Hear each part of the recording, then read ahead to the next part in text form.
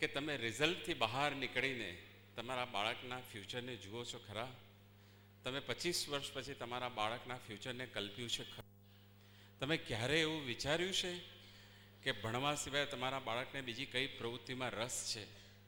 એવો દિવસ છે ખરો આપણા ઘરની અંદર કે પરીક્ષાના આગળના દિવસે ફાધર બાળકને લઈને ગાર્ડનમાં ગયો છે અને રમે છે અને એમ કહે છે કે બેટા ચિંતા નહીં કર, પરીક્ષાઓ તો આયા કરશે? એવું કંઈ ફાધર છે અહીંયા કે જે પરીક્ષાના આગળના દિવસે પોતાના બાળકને ગાર્ડનમાં લઈને ગયો હોય? એવો કોઈ ફાધર છે? I just want two C. Okay, this is concern for me. Parenting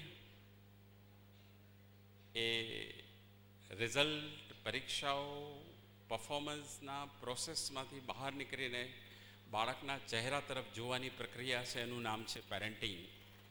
parenting એ સ્પર્ધા, કોમ્પિટિશન, રેન્ક, નંબર્સમાંથી બહાર આવીને બાળકના વ્યક્તિત્વને જોવાની જે પ્રક્રિયા છે એનું નામ છે પેરેન્ટિંગ. પેરેન્ટિંગ એટલે ગણિત, વિજ્ઞાન, સમાજ વિદ્યાના માર્ક્સને બાજુમાં મૂકીને એનામાં ડ્રોઈંગ, મ્યુઝિક, સ્પોર્ટ્સ માટેની ટેલેન્ટ છે કે નહીં એ જોવાની પ્રક્રિયાનું નામ છે પેરેન્ટિંગ. પેરેન્ટિંગ એટલે ઓફિસેથી ઘરે આવીને બાળકનું કેલેન્ડર ચેક કરવાને બદલે નિરાતે દુનિયાભરની વાતો કરવા માટેનો ફુરસદનો સમય જે મળી રહે છે તો એનું નામ છે પેરેન્ટિંગ.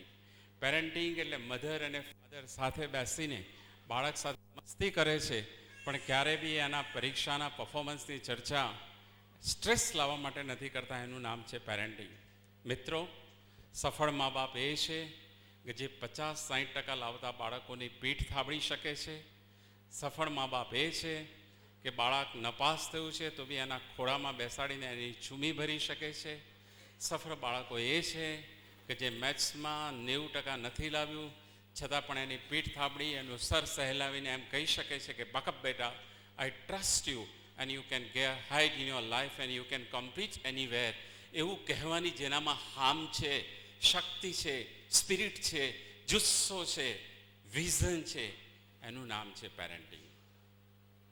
પેરેન્ટિંગ એ નથી કે એની કાનની બૂટ પકડીને સમજાવી શકાય કે તું આ બીજા 4 માર્ક્સ લાવે તો તારો નંબર આવી શકે. પેરેન્ટિંગ એ નથી કે પરીક્ષા આપવા જાય અને ટેમ્પરેચર થઈ જાય અને વોમિટિંગ થાય અને સ્ટ્રેસ થઈ જાય તો પણ પેરેન્ટ્સ એને ઘસડીને સ્કૂલના પગથિયા સુધી લઈ આવે. એ પેરેન્ટિંગ નથી. પેરેન્ટિંગ એ નથી કે બાળક સ્પર્ધામાં હારી જાય ત્યારે એને સલાહ આપવા બેસે કે મેં તને આમ કહ્યું હતું, તેમ કહ્યું હતું, આવું કહ્યું હતું, આવી સલાહ આપી હતી. એ પેરેન્ટિંગ નથી. પેરેન્ટિંગ છે સમથિંગ લાઈક ફેલ્યોર, બાળકને સફળ બનાવવાની પ્રક્રિયા. અને પેરેન્ટિંગની નિષ્ફળતા અત્યંત સફળ બાળકોને નિષ્ફળ બનાવી દેવાની પ્રક્રિયા. That is a failure parenting. આજની આ 1 કલાક 60 મિનિટ આપને આપના બાળકને, એના ભવિષ્યને, એના પરફોર્મન્સને, એની તાસીરને, એના કલ્ચરને, એની રસને, એની રુચિને, એના કૌશલ્યને, એના એટીટ્યૂડને, એના એપ્ટિટ્યૂડને જોવા માટેના નવા ચશ્મા પહેરવા માટેની પ્રોસેસ એટલે આજનું parenting. This is what the parenting is. આજે આપણે બહુ શાંતિથી, નિરાશથી એ વિચારીશું કે કેવી રીતે 21મી સદીની ગ્લોબલ કોમ્પિટિશનમાં આપણે આપણા બાળકોને લઈ જઈને મૂકી શકીએ. મારા છોકરાની એક કમ્પ્યુટર કંપની છે, ઇન્ફ્યુઝન કોર્પોરેશન. એમાં 10 માણસો કામ કરે છે. સૌથી વધારે જે માણસને પગાર મળે છે એનો કમ્પ્યુટર વેબસાઇટ ડિઝાઇનર છે. રોજ 3 કલાક આવે છે, 60,000 રૂપિયા પગાર લે છે અને 12મું ભણેલો છોકરો છે.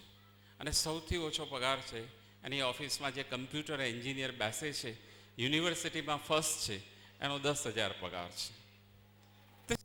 ટુડેઝ ફેક્ટ ઇઝ, આજનું આ સત્ય છે. હવે મિત્રો, નંબર, પરીક્ષાના માર્ક્સ, યુનિવર્સિટીની ડિગ્રી એ સ્માર્ટનેસ લાચાર છે. મિત્રો, હવે પહેલો નંબર, બીજો નંબર અને ત્રીજો નંબર કોન્ફિડન્સ આગળ બેબસ છે. મિત્રો, હવે ગણિતના 90 અને 95 માર્ક્સ પ્રેક્ટિકલ મેથેમેટિક્સ લાઈફમાં બહુ જ પાછળ મૂકી દે છે. હજારો માણસોને મેં જોયા છે જેમના ભણવાના ગણિત એક્સલન્ટ છે અને લાઈફના મેથેમેટિક્સમાં એ લોકો સંપૂર્ણ નિષ્ફળ ગયા છે. અને હજારો બાળકોને મેં જોયા છે કે જેનું ભણવાનું ગણિત એકદમ નબળું છે અને જેના લાઈફનું મેથેમેટિક્સ 100% પરફેક્ટ છે. Can you see it? Can you visualize it? Can you understand it?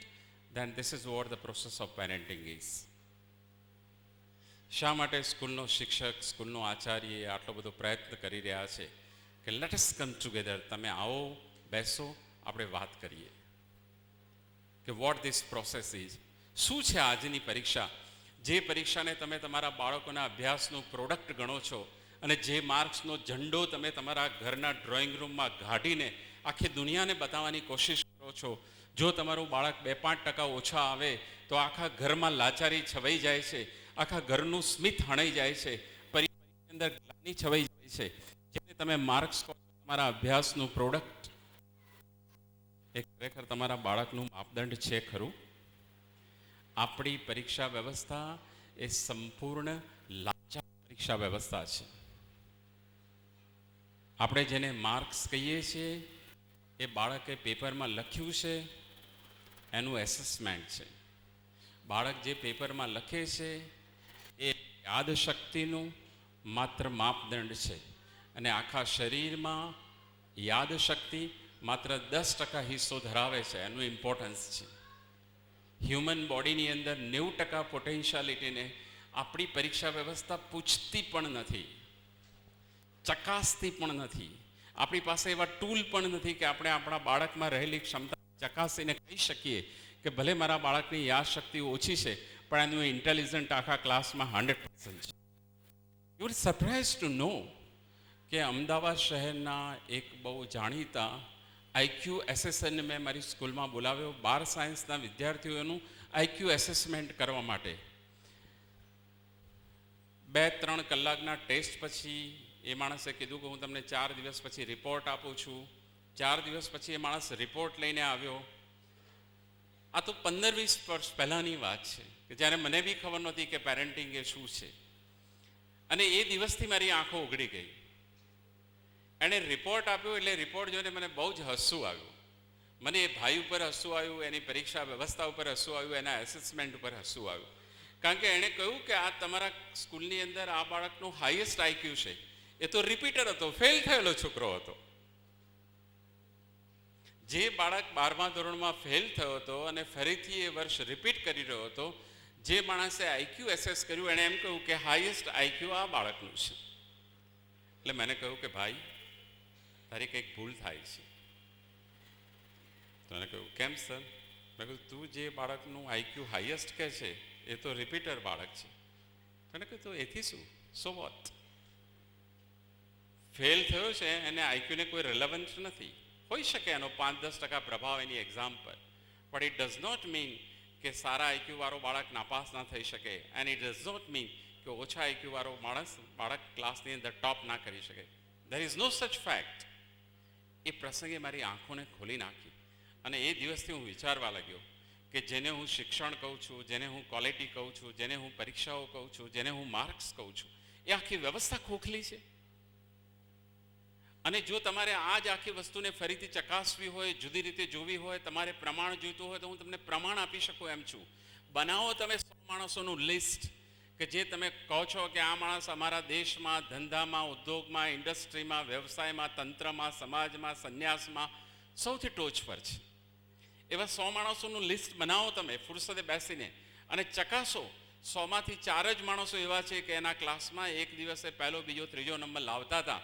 196 માણસો સમાજની ટોચ પર એવા બેઠેલા છે કે જેને ક્લાસમાં કોઈ ઓળખતું પણ નહોતું. The most common student of the class are on the top of the society. This is the fact of the society. આ સત્ય છે. તમે એમ કહો છો કે આ છોકરો તો ભણતો હતો ત્યારે સાવ તોફાની હતો અને બારકસ હતો અને નબળો હતો અને એનું તો રિઝલ્ટ નહોતું આવતું અને નસીબના જોડે આ તો બહુ જ આગળ વધ્યો. અરે નસીબના જોડે આગળ નહોતો વધ્યો. જ્યારે એ ભણતો હતો ત્યારે એ સ્કૂલની અંદર, એ વ્યવસ્થાની અંદર એની ક્ષમતાઓને ચકાસવાના ટૂલ્સ બન્યા નહોતા. જે ઇન્ડસ્ટ્રીમાં બન્યા છે એ લોકોએ ચકાસ્યા અને એને આગળ કર્યો. કેટલાક મિત્રો આંગળી ઊંચી કરી રહ્યા છે એ વાતમાં હું વિશ્વાસ કરું છું. આ હકીકત છે. તમે ક્યાં વાત કરો છો? આ બધાની વાત કરો ને. બિલ ગેટ્સ, ઝુકનબર્ગ, જેને એપલ એમ્પાયર ઊભું કર્યું, આ બધા જ લોકો સ્કૂલની અંદર અને કોલેજની અંદર ફેલ થયેલા, નીકળી ગયેલા, કાઢી મૂકેલા, નિષ્ફળ ગયેલા વિદ્યાર્થીઓ હતા કે જેમને આખી દુનિયાને, એમ્પાયરને હલાવી નાખી. તમારી હતાશાને ખંખેરવા માટે હું આવ્યો છું. તમારા સંતાનો પહેલો, બીજો, ત્રીજો નંબર લાવે છે તો સારું છે, આઈ એપ્રિશિએટ ઇટ. 90% લાવે છે, સારું છે, પણ નથી લાવતા તો બહુ ચિંતા કરવાનું કોઈ કારણ નથી. નથી લાવતા તો એવું માની લેવાનું કારણ નથી કે આ આગળ નથી જવાના. નથી લાવતા તો એવો સંકોચ કરવાની જરૂર નથી કે તમારું બાળક સ્પર્ધામાં પાછળ પડી ગયું છે. જરૂર છે આપણા અભિગમને બદલવાની, આપણી વ્યવસ્થાને બદલવાની, આપણા દૃષ્ટિકોણને બદલવાની, આપણા એટીટ્યૂડને બદલવાની, બાળકને જોવાના ચશ્મા બદલવાની જરૂર છે. And you will find that the most average students get through most successfully in the society. પણ તમે એનો હાથ પકડો છો ખરા? કારણ કે હું જોઈ રહ્યો છું કે સમાજમાં બાળક ફેલ જાય, પાછળ પડે, ત્યારે સૌથી પહેલો હાથ એના મમ્મી પપ્પા છોડી દેતા હોય છે.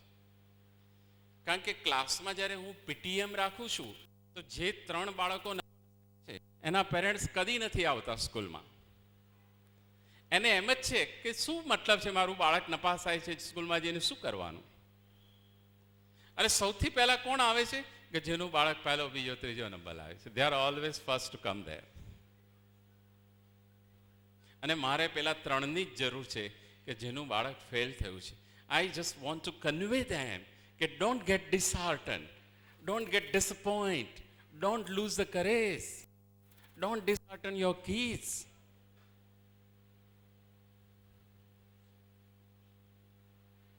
તમને એક ચોપડી આપીશ, એમાં એક બહુ સરસ મજાનું ઉદાહરણ છે હાથીના મદનિયાનું. કે જ્યારે હાથીનું બચ્ચું નાનું હોય છે ત્યારે એને લોખંડની સાંકળથી બાંધવામાં આવે છે, અને પછી હજારો વખત એ ટ્રાય કરે છે કે આ લોખંડની સાંકળ મારાથી તૂટે છે કે નહીં. પછી એ પ્રયત્ન બંધ કરી દે છે 2-3 વર્ષ પછી. પછી જે લોકો હાથી પાડતા હોય છે એ લોખંડની સાંકળ બાંધવાને બદલે એક સામાન્ય દોરડું બાંધતા હોય છે. મોટા મોટા હાથી બની જાય ગંજાવર, પણ એ દોરડા ઉપર લટકતા હોય છે.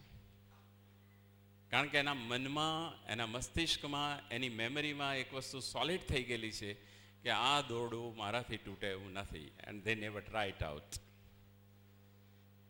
હજારો પેરેન્ટ્સ પોતાના બાળકોને આવા દોરડા બચપનમાં બાંધી દેતા હોય છે કે બેટા આ તારાથી ના થાય, આ તારું કામ નથી, આ તારી ક્ષમતા નથી, તું સ્માર્ટ નથી, તું કેપેબલ નથી, તું કોમ્પિટન્ટ નથી. એ દોરડા બાંધીને બાળકો આખી જિંદગી પસાર કરી નાખતા હોય છે. You are the people doing this exercise. એટલે મા બાપને હું તો કહું છું કે મેં 10 વાર એમ કહો કે તું નહીં કરી શકે તો એની જિંદગીમાં કદી નહીં કરી શકે, કારણ કે તમને ખોટા પાડવા નથી માગતો. અને તમે 10 વાર કહ્યું હશે, ફેલ થયો હશે તો કે બેટા તું કરી શકીશ, તો he will prove and he will do it in his life. Decide it today. તમે આજે નક્કી કરો કે તમારે એને ક્યાં લઈ જવો છે. નિષ્ફળતાની ટોચમાં લઈ જવો છે કે હતાશાની ગર્તામાં લઈ જવો છે. નિષ્ફળતાની ખાઈમાં એને નાખવો છે, એ તમારે નક્કી કરવાનું છે.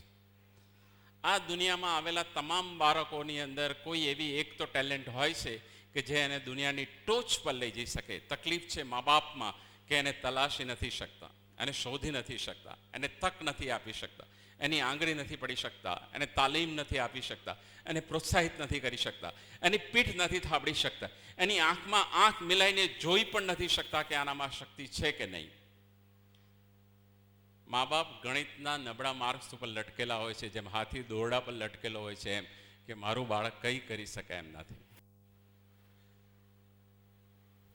જેના 2 પગ નથી એ ઓલિમ્પિકમાં ફર્સ્ટ આવ્યા છે, જેના 2 હાથ નથી એ લોકો વોટર સ્કીઇંગમાં ફર્સ્ટ છે, જેની આંખો નથી એ દુનિયાના બેસ્ટ આર્ટિસ્ટ બન્યા છે, જેને ચહેરો જ નથી આપ્યો ભગવાને અને આખું શરીર લાચાર આપ્યું છે એ ફિઝિક્સના બેસ્ટમાં best expert Nobel prize winner બન્યા છે. જો એમના મા બાપે એમ વિચાર્યું હોત કે આ બાળક મને આવું અપાહિત આપ્યું છે, શું કરી શકે, તો એ પણ નિષ્ફળ ગયા હોત. But they did not believe in it. 5-10 marks ઓછા આવે તો મમ્મીઓની આંખમાં આંસુ અને ઘરના સભ્યોને રડતા જોયેલા છે. ત્યારે મને આપણી વ્યવસ્થા ઉપર દયા આવી જાય છે, લોકોની માનસિકતા ઉપર દયા આવી જાય છે. પીટીએમમાં હું પણ ગયેલો છું. મેં કદી નથી પૂછ્યું મારા બાળકના ટીચરને કે એના કેટલા માર્ક, પૂછ્યું જ નથી કદી. મારા સ્કૂલમાં ભણતા હતા તો બી મેં મારા બાળકનું રિઝલ્ટ કદી મારા ટીચરને પૂછ્યું નથી કે મારા બાળકનું શું રિઝલ્ટ આવ્યું છે. જ્યારે જ્યારે પીટીએમમાં ગયો છું ત્યારે આટલું જ પૂછ્યું છે